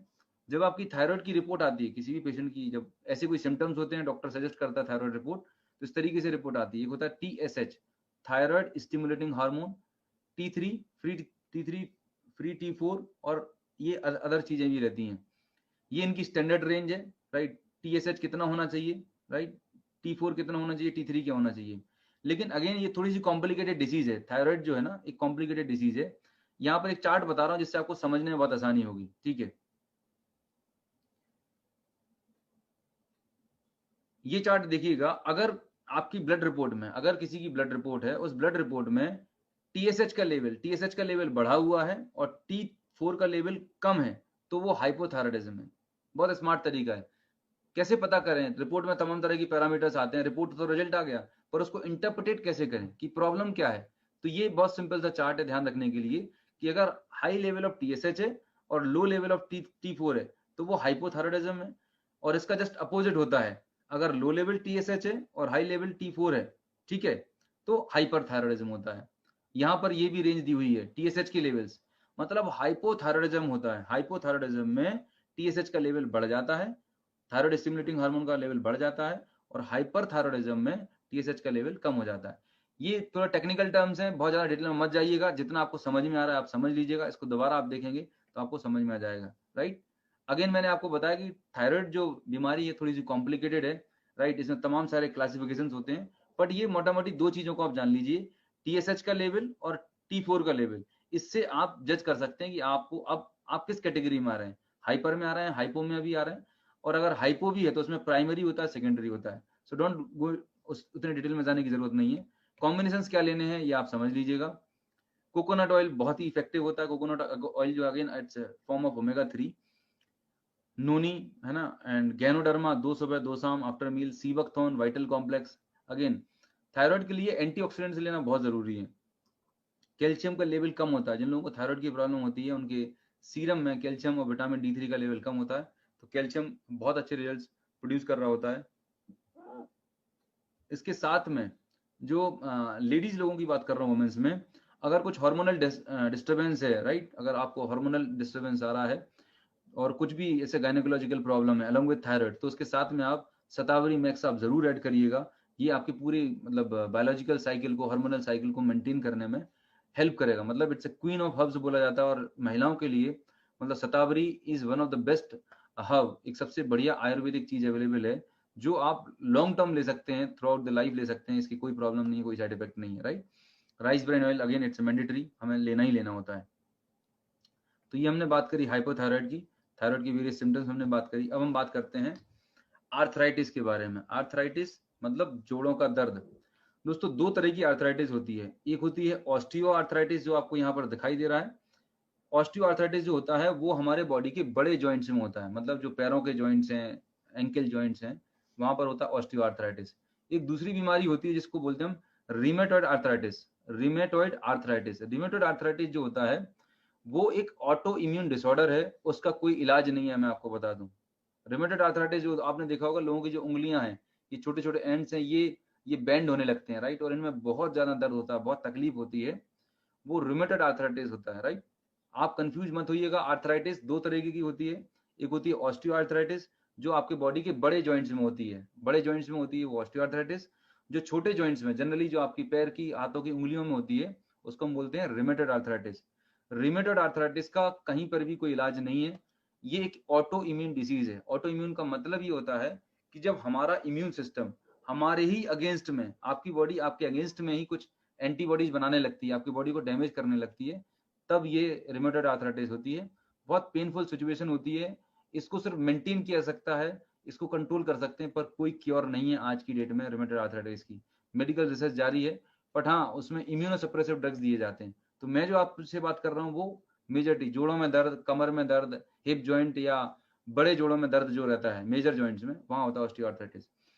जहां पर ऑस्टियोआर्थराइटिस का जो मेजर रीजन है बेसिकली, ये एक ऐसी बीमारी है जो उम्र के साथ होने वाली है, एज रिलेटेड डिसीज है। जैसे जैसे हमारी उम्र बढ़ती है, हमारे जॉइंट्स के अंदर जो लिक्विड होता है, साइनोवियल फ्लूइड होता है, हमारा जो कार्टिलेज होता है, वियर टियर होता है, घिसने की वजह से ये खत्म हो जाता है, और जब हड्डियां आपस में टकराती हैं तो जोड़ों में दर्द और स्वेलिंग होती है। ऑस्टियोआर्थराइटिस का सबसे बड़ा रीजन भी बताऊं, वेट, ओवरवेट होना। बहुत सारे लोगों ने, आपने देखा होगा, जिन लोगों का वजन बढ़ा रहता है, जिनका बहुत ओवरवेट हो चुके हैं, चल फिर नहीं पा रहे हैं, उनको आर्थराइटिक प्रॉब्लम तो रहती रहती है। अब जब आप ऐसे लोगों से कंसल्ट करते हैं तो हमेशा ध्यान रखिएगा, कभी भी आप किसी को सप्लीमेंट सजेस्ट करते हैं तो remember one thing, thumb rule, किसी भी बीमारी का रूट कॉज क्या है, वो प्रॉब्लम जो सामने वाले को भी हो रही है। जोड़ों में दर्द हो रहा है, तो जोड़ों में दर्द होने के पीछे लॉजिक क्या है, तो जब आप उस लॉजिक पे जाएंगे तो आप उनको सही तरीके से गाइड कर पाएंगे। तो मैं सबसे पहले किसी से भी जब डिस्कस करता हूँ हेल्थ को लेके, तो आई ट्राई टू अंडरस्टैंड कि वो जो आज प्रॉब्लम फेस कर रहे हैं, जो अभी उनको सिम्टम्स हैं, वो सिम्टम्स क्यों हुए, उनकी लाइफस्टाइल क्या रही, उनके पीछे उसका क्या रीजन हो सकता है। तो जॉइंट पेन जो प्रॉब्लम है, तो आप सबसे पहले चेक करिए कि सामने वाला ओवरवेट तो नहीं है। अगर वो ओवरवेट है, आप कितना भी आर्थराइटिस का, जोड़ों के दर्द की आप सप्लीमेंट दे दें, कुछ भी ट्रीटमेंट कर लें, इंजेक्शन लगा दें, पेन किलर क्रीम लगा दें, कभी भी आराम नहीं मिल सकता। जब तक कोई पर्सन अपना वेट लॉस नहीं करेगा, उसको जॉइंट पेन में आराम कभी नहीं मिल सकता। टीवी में बहुत सारे ऐड आते हैं, ऐसा करना वैसा करना। यू नीड टू अंडरस्टैंड, सी हमारे बॉडी की जो है वो कैपेसिटी है, हमारे जॉइंट की जो है एक कैपेसिटी होती है। सी फॉर एग्जाम्पल आपकी हाइट है 5 फुट 6 इंचेज है, आपका जो जॉइंट है इसकी कैपेसिटी है 65 to 70 केजी वेट को मैनेज करने की। लेकिन अगर इस पर 20 केजी एक्स्ट्रा डाल दिया जाए तो कितने दिन तक ये वेट झेलेगा, 1 साल 2 साल 3 साल। जब ज्यादा लंबे समय तक ओवरवेट रहेगा तो उसकी वजह से क्या हो जाएगा, यहाँ पर गैप कम हो जाएगा और ये बोन घिसने लगेगी, कार्टिलेज खत्म हो जाएगी। तो ऑस्टियोआर्थराइटिस में अगर आपको लग रहा है कि किसी का वेट बहुत ज्यादा है, तो उनको पहले वेट लॉस प्रोग्राम पे लेके आइएगा, फिर उसके बाद उनको मतलब जॉइंट पेन का देंगे। आई एम टेलिंग यू, उनको 101% मतलब मैक्सिमम रिजल्ट मिल जाएंगे। क्या कॉम्बिनेशन है आपकी स्क्रीन के सामने है। यहाँ पर फ्लेक्स ऑयल क्यों दिया गया है, फ्लेक्स ऑयल जो होता है ओमेगा 3 होता है, बेसिकली आपके जॉइंट की फ्लेक्सिबिलिटी बढ़ाता है। दूसरा, ये एंटी इंफ्लेमेटरी का काम करता है। फ्लेक्स ऑयल है या कोकोनट ऑयल है, ओमेगा 3 का काम होता है एंटी इंफ्लेमेटरी। आपके बॉडी में कहीं पर भी पेन है, स्वेलिंग है, दर्द है, अंदर कहीं पे भी दर्द हो रहा है, तो ये आपके दर्द को कम करने में हेल्प करता है। कैल्शियम अगेन बोन्स के लिए बहुत जरूरी होता है। ग्लूकोसामाइन, ये आपके जॉइंट हेल्थ को इंप्रूव करता है। नोनी, राइट। कोलाजन जो होता है, कोलाजन बेसिकली जो आपके जो लिक्विड होता है, साइनोवियल फ्लूइड होता है, राइट, इसको रीजनरेट करने में हेल्प कर रहा होता है। और राइस ब्राइन ऑयल अगेन। ध्यान रखिए, जब आप किसी को जॉइंट के लिए आप सप्लीमेंट सजेस्ट करते हैं, एक्चुअली लोग जो आपको मिलेंगे वो ऐसे लोग होते हैं जो 1 साल 2 साल 5 साल से ऑलरेडी सारी चीजें अपना चुके हैं, परेशान हो चुके हैं, फ्रस्ट्रेटेड हो चुके हैं। वो बोलते हैं कि सर कोई 1 महीने के अंदर, 15 दिन के अंदर कोई रिजल्ट मिल जाए। तो कभी भी आप एक्साइटमेंट में ऐसे लोगों को सप्लीमेंट रिकमेंड मत कीजिएगा। उनको ये बताइएगा कि ये जॉइंट की प्रॉब्लम जब आप पिछले 5 साल से झेल रहे हैं, और ये 5 साल में नहीं हुई, इस प्रॉब्लम को डेवलप होने में 10 से 15 साल लगे, तो 1 महीने में कोई मैजिक नहीं होने वाला। जब भी आप ज्वाइंट के लिए किसी को सजेस्ट करते हैं, इवन किसी के लिए भी, पर ज्वाइंट के लिए मैं स्पेशली बोल रहा हूँ क्योंकि लोग यहाँ पर पैनिक ज्यादा होते हैं, उनको तुरंत रिजल्ट चाहिए रहता है। तो वहां पर आपको काउंसिल करने की जरूरत है कि एटलीस्ट 3 मंथ आपको एट ए सिंगल शॉट तो कोर्स लेना होगा, और इसको 6 महीने से साल भर रेगुलर करना होगा, तब जाके आप कोई रिजल्ट एक्सपेक्ट कर सकते हैं। 3 महीने में सर कितना रिजल्ट आएगा, हम ये बात कर सकते हैं 5 to 10%। अगर आपको 5 to 10% इंप्रूवमेंट समझ में आता है, यू कैन कंटिन्यू। अगर आपको इंप्रूवमेंट समझ में नहीं आता तो वहीं पे स्टॉप कर दीजिएगा, राइट। तो इस तरीके से आप उन्हें, मतलब उनकी एक्सपेक्टेशन को जो हाई रहती है उसको नॉर्मल लेवल पे लेके आके उनको बताना है। अब कई बार क्या होता है कि जब लोगों को आप ग्लूकोसामाइन सजेस्ट करते हैं, राइट, तो कुछ लोगों को पेन बढ़ जाता है, जॉइंट पेन बढ़ जाता है, राइट। तुरंत फोन लगाते हैं कि सर अभी 3 दिन हुआ और जॉइंट जोड़ों का दर्द और बढ़ गया है। तो घबराइएगा नहीं। ग्लूकोसामाइन क्या होता है कि ये जब आपकी बॉडी में जाके काम कर रहा होता है, रिपेयरिंग वर्क कर रहा होता है, तो जॉइंट का पेन शुरुआत में 1 से 2 वीक के लिए बढ़ने वाला है। उनको आप इतना ही बोलिएगा कि जो फ्लेक्स ऑयल 1 सुबह 1 शाम ले रहे थे उसको डबल कर दें, राइट। और ग्लूकोसामाइन का डोज रेगुलर रखें, कोई दिक्कत वाली बात नहीं है, थोड़ा सा सेक कर लें, पर जो आपने सप्लीमेंट लिया है उसको कंटिन्यू करना चाहिए। ग्लूकोसामाइन के बारे में पर्टिकुलरली बोलना चाहूंगा, इसका डोज आपको 2 कैप्सूल सुबह 2 शाम को देना है। 500 मिलीग्राम ग्लूकोसामाइन एक रिकमेंडेड डोज होता है, इतना आपको एक बार में देनी चाहिए। और ग्लूकोसामाइन का इफेक्ट एटलीस्ट 90 डेज के बाद मिलना शुरू होता है। ये मॉलिक्यूल ही ऐसा है, इसका इफेक्ट जो होता है एटलीस्ट 90 डेज के बाद मिलना शुरू होता है। तो ज्वाइंट पेन के लिए जब आप रिकमेंड करें तो मेक श्योर कि आप उनको प्रॉपर एजुकेट करें पहले दिन से, सो दैट आप उन 15 दिन के बाद या महीने भर के बाद ये ना बोले आपसे कि सर आपने सप्लीमेंट दिए थे मुझे कोई रिजल्ट नहीं मिला। डे 1 पर आप उन्हें क्लियर कर देंगे कि 90 डेज के बाद तो ये काम करना शुरू करता है और अगले 90 डेज में आपको इंप्रूवमेंट आना शुरू होता है, तो फिर वो आपसे लंबे समय तक कोर्स कंप्लीट करेंगे। सो this is all about arthritis. अब आते हैं इम्यूनिटी पे, और आज का जो टाइम है वो बिल्कुल हर जगह चारों तरफ हम इम्यूनिटी की बात कर रहे हैं।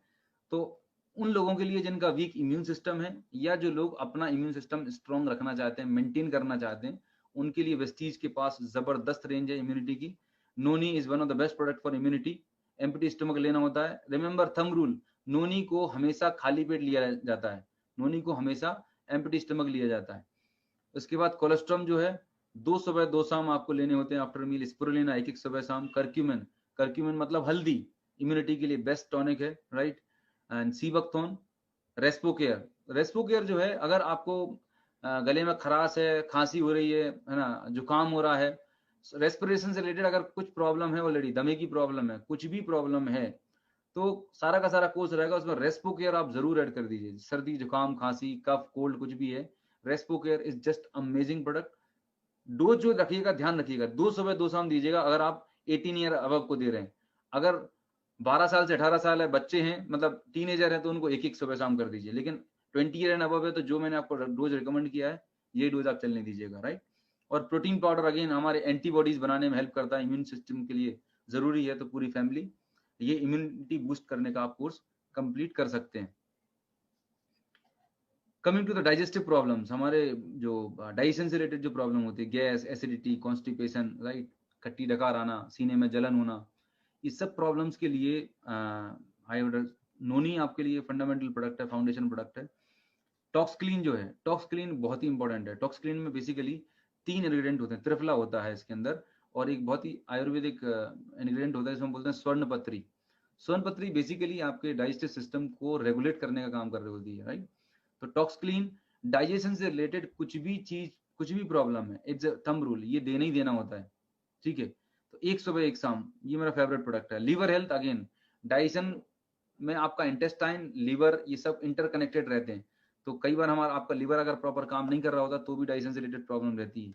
तो लीवर हेल्थ आप जरूर दें, और इसके बहुत अच्छे रिजल्ट्स होते हैं अगर आप टॉक्सक्लीन के साथ में कंबाइन करके दे रहे होते हैं।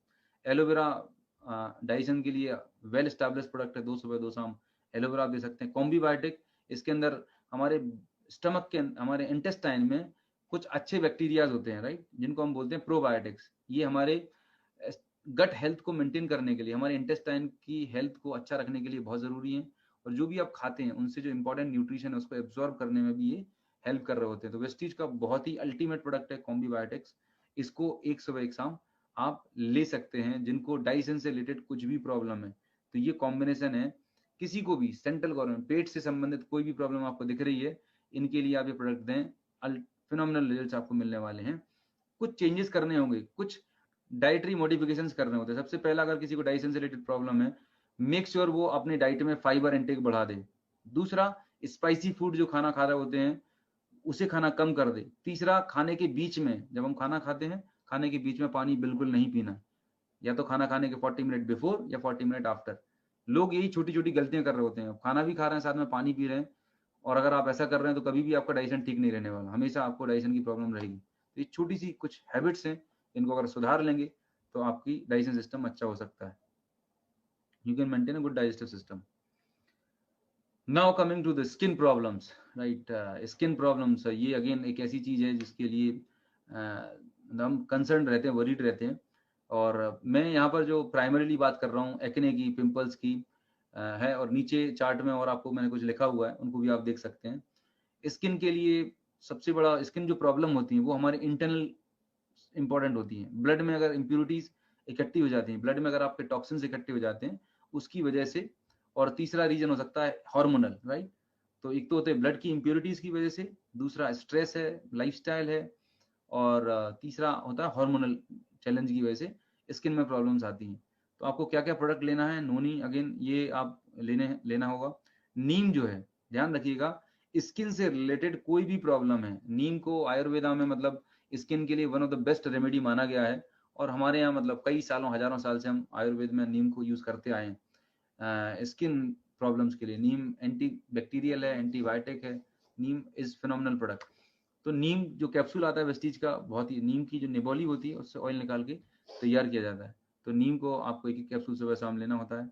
एलोवेरा स्किन के लिए फिनोमिनल प्रोडक्ट है, एलोवेरा एक दो कैप्सूल सुबह शाम। स्पुरुलिना, टॉक्सक्लीन। टॉक्सक्लीन अगेन मैं आपको बात कर रहा हूँ क्योंकि जिन लोगों का डाइजेशन ठीक नहीं रहता, कॉन्स्टिपेशन रहता है, उनको भी स्किन की प्रॉब्लम्स रहती हैं, राइट। क्योंकि डाइजेशन ना ठीक होने से ब्लड में इंप्योरिटीज बढ़ जाती हैं, टॉक्सिन्स एक्यूमुलेट होते हैं। तो टॉक्सक्लीन बहुत जरूरी प्रोडक्ट है, right. And hair skin nails. तो ये जो कॉम्बिनेशन है, स्किन से रिलेटेड अगर कोई भी कॉम्प्लिकेशन है, खासकर एक्ने और पिंपल की प्रॉब्लम है, उनके लिए बहुत अच्छा प्रोडक्ट है। लास्ट टाइम मैंने ऐड किया है फेस वॉश, हमारे पास एश्योर का फेस वॉश आता है, एश्योर का नीम सोप आता है, बहुत ही अच्छे रिजल्ट देता है।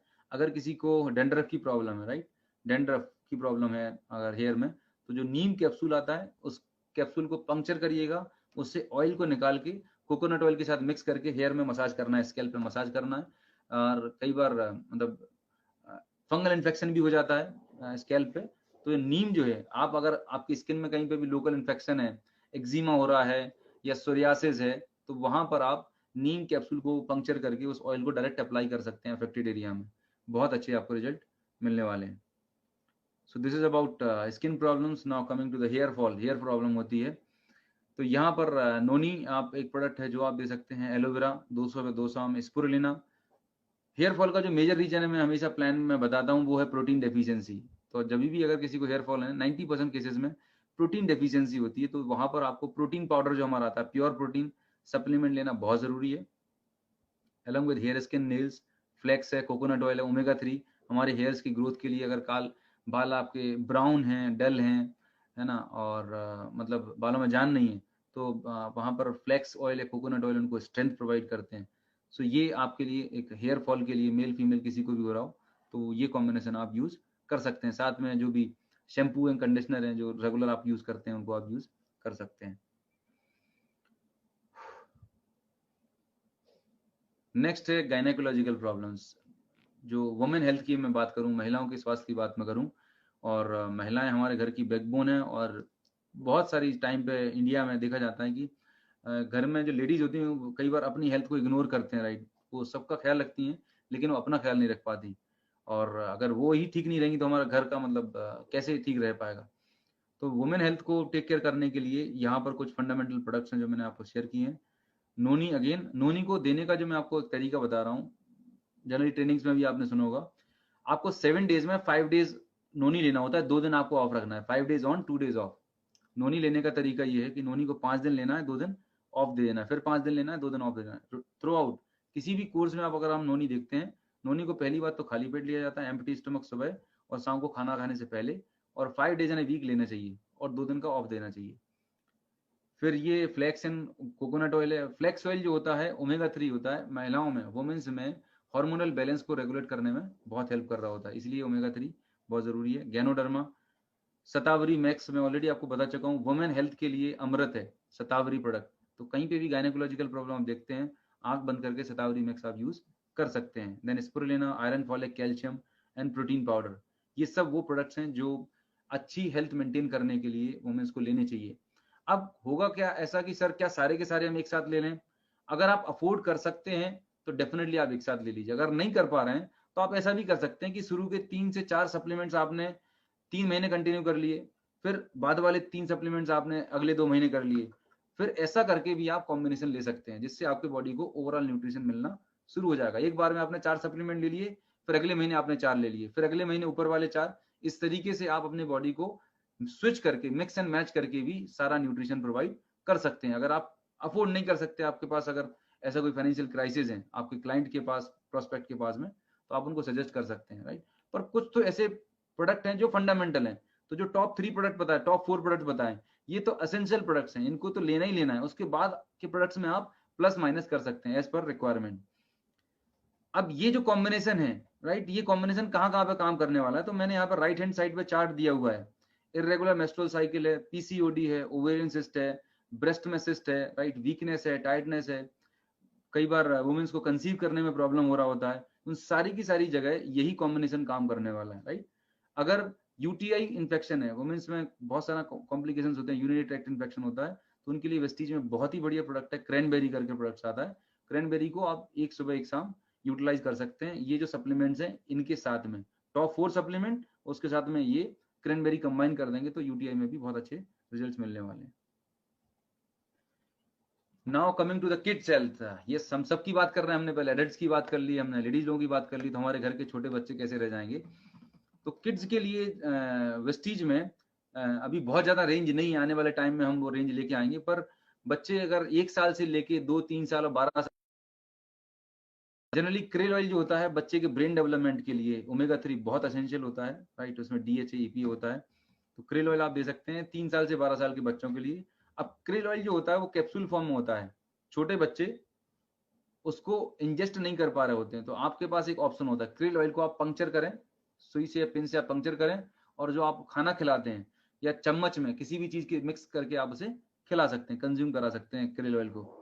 कोलेस्ट्रम कैप्सूल, मेरे यहाँ पे छोटी डॉटर्स हैं तो वो डायरेक्ट कैप्सूल नहीं खा पाते, तो कैप्सूल को खोल के it just like a milk powder, आपने चम्मच पे रखा मिल्क पाउडर और वो खेलते कूदते खा जाते हैं। कोलेस्ट्रम आपके बच्चे के लिए one of the most essential nutrition है, छोटे बच्चों के लिए, खासकर जब ग्रोइंग एज होती है, उनका इम्यून सिस्टम कमजोर होता है, उनके लिए तो मतलब मैंडेटरी प्रोडक्ट्स है। और टच वुड ये प्रोडक्ट इतना जबरदस्त, हमने अपने पर्सनल बहुत सारे लोगों के एक्सपीरियंसेस हैं, आपने भी अपने आप में देखे होंगे कि कोलेस्ट्रम देने से बच्चे जो बार बार बीमार पड़ते थे, फ्रिक्वेंट सर्दी जुकाम, बार बार डॉक्टर जाना पड़ता था, वो तो खत्म हो जाता है और बच्चों की हेल्थ बहुत अच्छी इंप्रूव रहती है। बच्चों को क्लास से फिर छोड़ना, काम आ गया, तो बच्चों का जो बार बार ड्रॉप आउट होता था स्कूल से, वो कम हो जाता है कोलेस्ट्रॉम देने से, इम्यून सिस्टम बहुत स्ट्रांग होता है।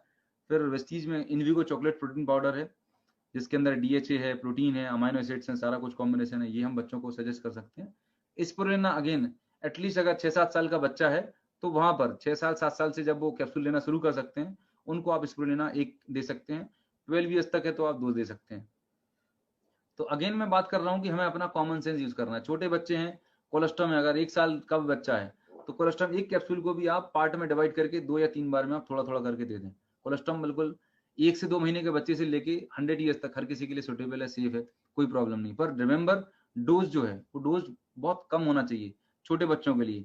5 साल तक के हो चुके, 3 से 5 साल के तो 1 कैप्सूल, और उससे ऊपर है तो 1 सुबह 1 शाम आप दे सकते हैं। तो बच्चों के लिए, बच्चों की हेल्थ को मेंटेन करने के लिए एक बहुत ही अच्छा कॉम्बिनेशन है वेस्टीज के अंदर। 12 साल से ऊपर के बच्चे अगर हो गए हैं, ग्रोइंग चिल्ड्रन है, तो हमारा जो कैल्शियम है, जो हमारा कैल्शियम आता है, वो 1 कैल्शियम टेबलेट आप सुबह आप रेगुलर बेसिस पर दे सकते हैं, क्योंकि 200 मिलीग्राम कैल्शियम उसमें भी होता है बच्चों की ग्रोथ के लिए, ग्रोइंग चिल्ड्रन के लिए। अब ये तो हमने बातचीत कर ली बीमार लोगों की, जिनको ऑलरेडी बीमारियां हैं, तकलीफ में जी रहे हैं। अब बात करते हैं ऐसे लोग, जो लोग नॉर्मल हैं, अभी कोई बीमारी नहीं है, हेल्दी इंडिविजुअल हैं, बिजी प्रोफेशनल्स हैं, या बॉडी में थोड़ा थोड़ा टाइटनेस, वीकनेस लगने लगी है ना, खाने का टाइम डिस्टर्ब है, स्ट्रेस में रहते हैं, बहुत बिजी स्केड्यूल्स रहते हैं, खाने पीने के लिए मतलब फ्रूट्स नहीं ले पा रहे हैं, बिजी लाइफस्टाइल है। उनको अगर अपनी हेल्थ को मेंटेन करना है, अपनी एनर्जी लेवल को मेंटेन रखना है, स्टेमिना बढ़ा रखना है और अपने आप को फिट रखना है, एनर्जेटिक रखना है, तो उनके लिए ये एक बहुत ही शानदार कॉम्बिनेशन, मतलब एक नॉर्मल पर्सन को हेल्दी मेंटेन रखने के लिए, हेल्थ को अच्छा रखने के लिए ये कॉम्बिनेशन है। नोनी अगेन आप सबके लिए जरूरी है। अब मैंने जो इसमें लिखा है क्रेल ऑयल, फ्लेक्स या कोकोनट ऑयल, तो स्मार्ट तरीका ये बोलता है कि आपने 1 महीने क्रेल ऑयल कंज्यूम कर लिया, फिर अगले महीने आप फ्लेक्स ऑयल ट्राई कर सकते हैं और अगले महीने आप कोकोनट ऑयल ले सकते हैं। तो इस तरीके से आपको तीनों वैरायटी का ओमेगा 3 मिलता रहेगा, आपकी बॉडी को सारा न्यूट्रिशन, सब तरह का न्यूट्रिशन मिलने लगेगा और आपको वैरायटी ऑफ सप्लीमेंट्स भी मिलेंगे और सारे के सारे बेनिफिट्स आप ले सकते हैं। स्पिरुलिना 2 सुबह 2 शाम। Q10 अगेन, जब हम वर्किंग प्रोफेशनल हैं 30 ईयर्स के बाद, आपका जो हार्ट होता है वहाँ Q10 जो एक एंजाइम होता है, बहुत इंपॉर्टेंट एंजाइम होता है, जो कार्डियक मसल्स को एनर्जी देने का काम कर रहा होता है, तो ये धीरे धीरे इसका लेवल कम होने लगता है। तो कार्डियक प्रॉब्लम ना हो, आपका हार्ट अच्छे से परफॉर्म करे, राइट, तो ये Q10 once in a day एक बार आप ले सकते हैं। आप साल में 2-3 महीने कोर्स कर लिए और फिर आप इसे छोड़ सकते हैं, फिर आपने 2-3 महीने कर लिया फिर छोड़ सकते हैं, मतलब ऑन ऑफ करके आप इसे ले सकते हैं। Sea buckthorn it's a regular antioxidants है, विटामिन मिनरल्स है। मेटामाइंड्स ये अभी रिसेंटली लॉन्च प्रोडक्ट है, बहुत ही जबरदस्त प्रोडक्ट है, क्योंकि आज की डेट में हमारा जो जॉब है मल्टीटास्किंग है, वर्क प्रेशर बहुत है, एक एक इंसान को मतलब 2-2 4-4 डिपार्टमेंट की रिस्पॉन्सिबिलिटी संभालनी होती है, बहुत स्ट्रेस है, चीजें याद नहीं रहती, चिड़चिड़ापन होता है, राइट, हम प्रॉपर फोकस नहीं कर पा रहे होते हैं। तो ये मेटामाइंड जो है ना, ये आपको बहुत हेल्प करने वाला, अगर आप बिजी प्रोफेशनल हैं और खासकर लॉयर हैं, डॉक्टर हैं, है ना, और जो कॉलेज गोइंग स्टूडेंट्स हैं, है ना, कॉम्पिटिटिव एग्जाम की तैयारी कर रहे हैं, उन सबके लिए मेटामाइंड इज वेरी गुड प्रोडक्ट। एक टैबलेट, चेबल टैबलेट है, आप इसे कंज्यूम कर सकते हैं। Protein powder it's a fundamental product, foundation product है, हर इंसान को, हर उम्र के व्यक्ति को लेना चाहिए, फैमिली को, सभी को यूज करना चाहिए प्रोटीन पाउडर। अब बात आती है कि सर ये सारे सप्लीमेंट अब एक साथ लें, अगेन अगर आप अफोर्ड कर सकते हैं तो डेफिनेटली आप सारे सप्लीमेंट लीजिएगा, मैं सारे सप्लीमेंट लेता हूँ ऑलमोस्ट, और कुछ सप्लीमेंट्स में स्विच करता रहता हूँ, यही आपको करना है। सी फॉर एग्जाम्पल आपने शुरुआत में नोनी, क्रिल और स्पिरुलिना Q10 ले लिया, सीबकथॉर्न ले लिया, मेटामाइंड आपने 2-3 महीने लिया फिर बंद कर दिया, फिर सीबकथॉर्न की जगह कोई और प्रोडक्ट आप स्विच कर सकते हैं, राइट। अब हमारे बॉडी में क्या होता है, रेगुलर बेसिस पर टॉक्सिन्स जा रहे होते हैं, तो जैसे आप अपनी गाड़ी की सर्विसिंग कराते हैं, राइट, कराते कि नहीं कराते, हम सब लोग कराते हैं गाड़ी की सर्विसिंग, ठीक वैसे ही हमारे बॉडी की भी सर्विसिंग होना बहुत जरूरी है। हमारे बॉडी से अगर टाइमली टॉक्सिन से निकलते रहे, डिटॉक्सिफिकेशन होता रहा, तो हमें बीमारियां लॉन्ग टर्म में नहीं होंगी, हम अपने आप को प्रोटेक्ट रख सकते हैं। तो अपने बॉडी को हर 3 महीने के बाद 1 महीने अपने आप को डिटॉक्सीफाई जरूर करें, और डिटॉक्सिफिकेशन के लिए हमारे पास फुट पैच आते हैं, टॉक्सक्लीन है, गैनोडर्मा है, जो आपको डिटॉक्सीफाई करने में हेल्प करते हैं। और यही जो कोर्स है, अगर किसी को जनरल वीकनेस है, टाइटनेस है, लेथार्जी है, तो ये कोर्स वहां पर भी काम आने वाला है। So this is all about, ये कोर्स उनके लिए है जो नॉर्मल लोग हैं, हेल्दी लोग हैं और अपने आप को फिट और एनर्जेटिक मेंटेन करना चाहते हैं। अब एक ऐसी बीमारी, क्रिटिकल बीमारी है जिसके लिए मेरे पास बहुत सारी क्वेरीज आती हैं, कंसर्न भी होते हैं, एंड मतलब ये जो बीमारी है मतलब होती कैसे है, थोड़ा सा मैं अगर इस पर बात करूं, देखिए हमारे बॉडी में आपने देखा होगा CNT में, हमारे बॉडी में जो सेल्स होते हैं 63 ट्रिलियन सेल्स होते हैं हमारे बॉडी के अंदर, 63 ट्रिलियन सेल्स होते हैं। नॉर्मल सेल जब ऐसी होती है, और नॉर्मल सेल जो डिवाइड होती है वो लेकिन कंट्रोल्ड वे में होती है, लेकिन ड्यू टू सम रीजन उसके DNA में कुछ ऐसा चेंज आ जाता है कि ये सेल जो है अनकंट्रोल्ड तरीके से डिवाइड होने लगती है। एक तो थी कंट्रोल, जैसे कि आपको कहीं चोट लग जाती है और आपका घाव धीरे धीरे करके भर जाता है, फिर वो कवर अप हो जाती है आपकी स्किन, लेकिन आप जस्ट इमेजिन करें अगर ये कंट्रोल ना हो तो यहाँ पर एक गांठ बन जाएगी। अनकंट्रोल्ड डिवीजन जब होने लगता है सेल का, तो वो कैंसर में कन्वर्ट हो जाती है, और ये हमारे ब्रेन, बॉडी के किसी भी पार्ट में पॉसिबल हो सकता है। मोस्ट ऑफ द टाइम होता क्या है, कैंसर अर्ली स्टेज में डिटेक्ट होता नहीं है, और पहले लोग तमाम तरीके के इलाज करा रहे होते हैं, और जब तक आप तक पहुंचते तो बहुत क्रिटिकल कंडीशन में होते हैं। मैं आपको यही बोलूंगा कि अगर कोई भी ऐसा पेशेंट है जो बहुत क्रिटिकल कंडीशन में है और ICU में एडमिट है, मतलब डॉक्टर ने भी हाथ खड़े कर लिए हैं, तो ऐसी क्रिटिकल कंडीशन में कभी भी आप बिल्कुल इन्वॉल्व ना हो, मैं आपको बताना चाहूंगा। ऑल्दो हम प्रे करते हैं भगवान से कि वो ठीक हो जाए, लेकिन जब कोई ऐसा क्रिटिकल और कॉम्प्लिकेटेड केस हो तो आप एक्साइटमेंट में बिल्कुल ना जाएं वहां पर। अगर लोग आपको अप्रोच करते हैं या कोई आपसे डिस्कस करता है, तो उनको पहला सवाल, पहली चीज ये बताइएगा, देखिए ये जो डिसीज है ये बहुत ही मतलब क्रिटिकल डिसीज है, इसमें जो आपकी थेरेपी चल रही है वो काम अपना करने वाली है। मैं जो सप्लीमेंट आपको सजेस्ट करूंगा या कर रही हूँ, ये सप्लीमेंट आपको सपोर्ट करेंगे, कितना परसेंटेज कर पाएंगे, कितना करेंगे, इसके लिए मैं कोई प्रोडिक्शन नहीं दे सकता हूँ, राइट। लेकिन हाँ, हिंदुस्तान में ऐसे बहुत सारे लोग हैं जिन्होंने कैंसर में, तमाम तरह के, ब्रेस्ट कैंसर में, गले के कैंसर में, लंग कैंसर में, तमाम सारे कैंसर में वेस्टीज के सप्लीमेंट यूज किए और उनको काफी हद तक इंप्रूवमेंट मिला, right. So on that basis, एक हमारे पास ऐसे टेस्टिमनी है, ऑन दैट बेसिस मैं आपको सजेस्ट कर सकता हूं, पर कोई श्योर शॉट रिजल्ट की बात करें या टाइम ड्यूरेशन की बात करें तो मैं आपको प्रोडिक्ट नहीं कर सकता हूं। अगर आपको ट्रस्ट है और आपने चूंकि इतना लाखों रुपए दवाइयों में लगा लिया है, अगर आप एक ट्राई करना चाहते हैं, क्योंकि ये जो सप्लीमेंट्स हैं, एक बात पक्की है कि इनसे कोई साइड इफेक्ट नहीं होगा, इससे कोई नुकसान नहीं होगा। हाँ, बेनिफिट होगा तो बेनिफिट जरूर मिलेगा आपको, नुकसान बिल्कुल नहीं होने वाला, ये बात पक्की है। तब जाके आप उन्हें ये सजेस्ट करें, मतलब सामने वाले को सप्लीमेंट सजेस्ट करने से पहले हमें उसकी एक्सपेक्टेशन को सही सेट करना बहुत जरूरी है। नहीं तो लोग क्या है, आपने उनको बोला कि नहीं बिल्कुल आराम मिल जाएगा, ठीक हो जाएगा, और वो आपसे एक आस, होप लगा लेते हैं, और कल के दिन पेशेंट के साथ कुछ हो गया, ऊपर नीचे हो गया, तो लोग फिर आपको बोलेंगे आपने बोला था कि अब ठीक हो जाएगा, ऐसा हो जाएगा, और आपके सप्लीमेंट की वजह से ऐसा हो गया। सो थोड़ा सा हमें कॉशियस बातचीत करने की, बैलेंस वे में बातचीत करने की जरूरत है, तो आपको कोई प्रॉब्लम नहीं आएगी। कैंसर के लिए सबसे पहला जो सप्लीमेंट है वो है नोनी। आप देख रहे हैं चार्ट में, यहाँ पर अगेन फिनोमिनल प्रोडक्ट है ये नोनी की। Noni it's known to be anti cancer properties. Noni पर रिसर्च भी है और प्रूफ भी है कि noni anti cancer property carry करता है। तो ये एक सुबह एक शाम, और ज्यादा सीवियर कंडीशन होती है तो नोनी का डोज भी हम डबल कर देते हैं। हाँ, ध्यान ही रखिएगा कैंसर के केसेस में जो नॉर्मल सप्लीमेंट के डोजेस होते हैं वो 4 गुना 5 गुना तक हम डोजेस देते हैं। तो ये सब चीजें डिपेंड करती हैं पेशेंट की सीवियरिटी के ऊपर, पेशेंट की अफोर्डेबिलिटी के ऊपर, और वो कैसे इन चीजों को लेके चल रहे हैं। तो सारा चीज डिपेंड करता है। डोजेस मतलब हम वेरी करते हैं और कस्टमाइजेबल है, पर हाँ ये बात पक्की है कि डोजेस का जो क्वांटिटी है वो नॉर्मल डोज की तुलना में 4 टाइम 5 टाइम इवन और इससे भी कई गुना ज्यादा देते हैं हम डोज, क्योंकि जल्दी रिजल्ट चाहिए रहता है, फास्ट एक्टिंग करनी होती है, तो हैवी डोज और लोडिंग डोज हमें देने होते हैं। इसीलिए यहाँ पर आप देख रहे होंगे हैवी डोज गैनोडर्मा मैंने 3 टाइम्स लिखा हुआ है, लोग 5 10 गैनोडर्मा पर एक मैंने रीजनेबल डोज लिखा हुआ है। Curcumin, colostrum, sea buckthorn, spirulina, protein, detox foot patch, ये सारे के सारे सप्लीमेंट्स हैं।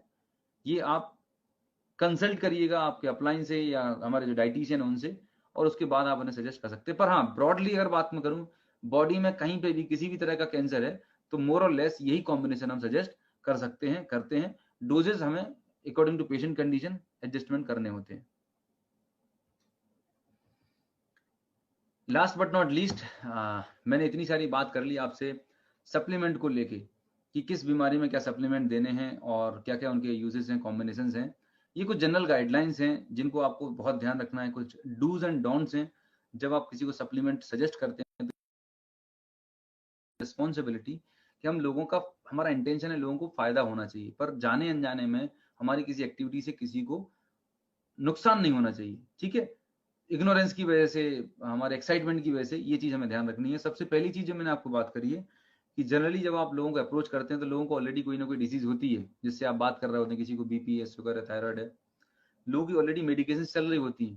तो कई बार जब आप सप्लीमेंट सजेस्ट करते हो तो लोग आपको बिना बोले वो अपनी करंट मेडिसिन बंद कर लेते हैं और सप्लीमेंट लेने लगते हैं, और 2 4 5 10 दिन के बाद वो फोन लगाते रहे मेरी बीमारी बढ़ गई। तो समझ लीजिएगा कि उन्होंने अपनी मेडिसिन बंद कर ली हैं। तो हमेशा जब भी आप किसी को सप्लीमेंट सजेस्ट करते हैं उनको क्लियरली मेंशन करिएगा, बताइएगा कि भाई आपकी जो करंट मेडिसिन चल रही है एलोपैथी, उसको लेना है, उसको बंद नहीं करना है, उसके साथ साथ में आपको ये सप्लीमेंट लेना है। सप्लीमेंट क्या करेंगे, सप्लीमेंट रूट कॉज पर काम करेंगे, और धीरे धीरे करके अभी आपका जो एलोपैथी मेडिसिन का डोज है, जब आप रेगुलर सप्लीमेंट लेंगे तो धीरे धीरे करके आपकी बॉडी अंदर से रिकवर करेगी और आपके एलोपैथी मेडिसिन के डोज कम होने लगेंगे, आपको अंदर से फील होगा। लेकिन डे 1 पर आपको कोई भी मेडिसिन बंद नहीं करनी है without any doctor consultation, right. और जो एलोपैथी मेडिसिन चल रही है उसके साथ साथ में सप्लीमेंट हमें लेने होंगे। क्यों लेने होंगे? अगर आपको जिंदगी भर ये दवाइयां से छुटकारा पाना है और इनके साइड इफेक्ट से बचना है, इसलिए आपको ये सप्लीमेंट साथ में लेना जरूरी है। ठीक है, सप्लीमेंट चूंकि नेचुरल है, ये धीरे धीरे काम करेंगे, रूट कॉज पे काम करेंगे, इनको वक्त लगेगा रिकवर करने में, आपकी बॉडी को रीजनरेट करने में। सो पेशेंस रखना होगा। ये पहली चीज आप लोगों को बताइएगा। दूसरी चीज, प्रोटीन पाउडर है, स्पिरुलिना है, गैनोडर्मा है, राइट, इनको नहीं देना होता।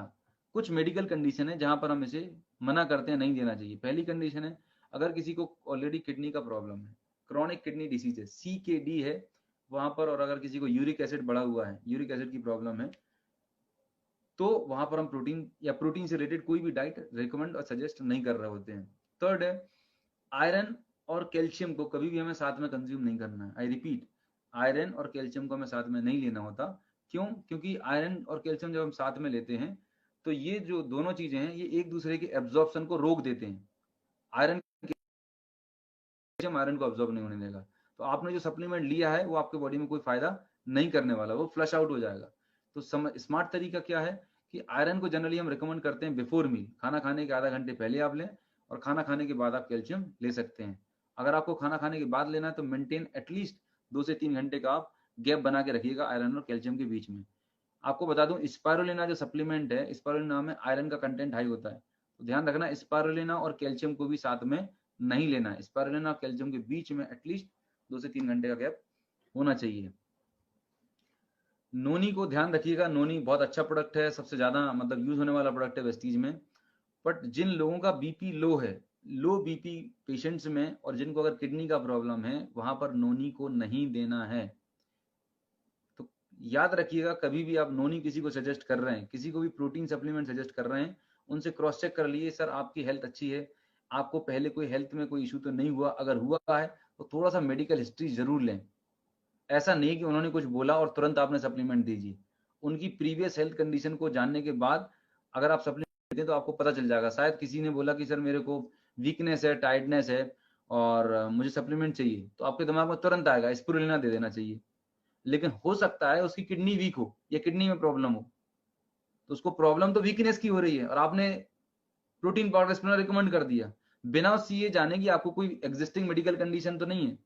हो सकता है उसको किडनी प्रॉब्लम और आपने उसे प्रोटीन दे दिया तो उसकी प्रॉब्लम और बढ़ जाएगी। तो हमेशा ध्यान रखिएगा, जब भी आप किसी को सप्लीमेंट सजेस्ट करते हैं, थोड़ा सा प्रीवियस मेडिकल हिस्ट्री आप जान लें कि सर इससे पहले कोई हेल्थ इशू तो नहीं आया, कोई बड़ी मेडिकल कंडीशन या कुछ भी ऐसी दिक्कत तो नहीं आई जिससे आपको हॉस्पिटलाइज होना हुआ या कोई और मेडिसिन लेनी पड़ी हो आपको महीने 2-3 महीने। तो उससे क्या होगा, आपके पास क्लैरिटी मिल जाएगी और आप कोई ऐसा सप्लीमेंट रिकमेंड नहीं करेंगे जो कॉन्ट्राडिक्टेड है, राइट। ये चीज आप ध्यान रखिएगा।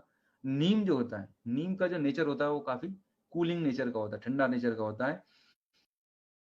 यंग इंडिविजुअल्स में, जो यंग कपल्स हैं, यंग हैं, न्यूली मैरिड कपल्स हैं, अगर उनको नीम आप सजेस्ट कर रहे हैं तो उनको नीम सजेस्ट मत करिए अगर वो चाइल्ड प्लान कर रहे हैं, राइट। क्योंकि नीम जो है वो जो मतलब पावर को कम कर देता है, मतलब जो लिबिडो है वो कम कर देता है और मतलब स्पर्म काउंट भी कम कर देता है, तमाम तरीके के मतलब लिमिटिंग इफेक्ट होता है मेल सेक्सुअल फंक्शन पे। तो नीम का यूज जो होता है, चाहे मेल हो चाहे फीमेल हो, यंग इंडिविजुअल में लंबे समय तक नहीं करना है। अगर देना भी पड़ रहा है तो सिर्फ महीने भर के लिए दें और अल्टरनेट डे दें अगर स्किन प्रॉब्लम हो भी रही है तो, ये ध्यान रखिएगा।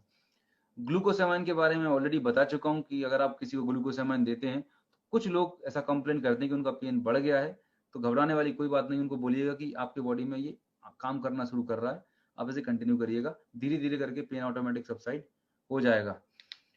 और सप्लीमेंट जब भी आप सजेस्ट करते हैं, ऑलवेज आप सजेस्ट करें कि पानी की जो क्वांटिटी है, वाटर जो इनटेक है वो मतलब 2 से 3 लीटर, नॉर्मल जो जितना पानी पीते हैं उससे एटलीस्ट आधा से 1 लीटर पानी ज्यादा कंज्यूम करना चाहिए। कारण क्या है कि जो हम सप्लीमेंट लोगों को सजेस्ट करते हैं वो ड्राइड फॉर्म में रहते हैं, पाउडर्ड फॉर्म में रहते हैं। जब हम उन्हें कंज्यूम करते हैं तो बॉडी में एक्सपैंड करते हैं, मतलब फैलते हैं। तो उनको काम करने के लिए, सही तरीके से काम करने के लिए पानी की ज्यादा जरूरत पड़ती है।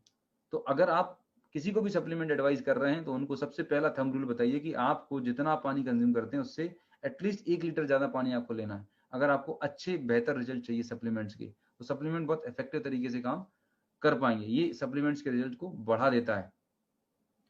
कई बार कुछ लोग ऐसा कंप्लेन करते हैं कि सर मैंने स्पिरुलिना खाया, ये सप्लीमेंट खाने के बाद मुझे थोड़ी सी घबराहट जैसी लग रही है, सीने में ऐसा लग रहा है, सफोकेटिंग टाइप का लग रहा है।